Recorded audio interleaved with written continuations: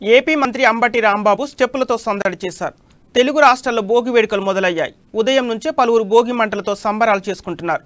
ప్రముఖులు భోగి శుభాకాంక్షలు చెబుతున్నారు. సత్తెనపల్లిలో మంత్రి అంబటి రాంబాబు స్థానికులతో కలిసి భోగి వేడుకల్లో పాల్గొన్నారు. బంజారా స్టెప్పులతో అదరగొట్టారు. గత ఏడాది సత్తెనపల్లిలో అంబటి రాంబాబు సంక్రాంతి వేడుకల్లో ప్రత్యేక ఆకర్షణగా నిలిచారు.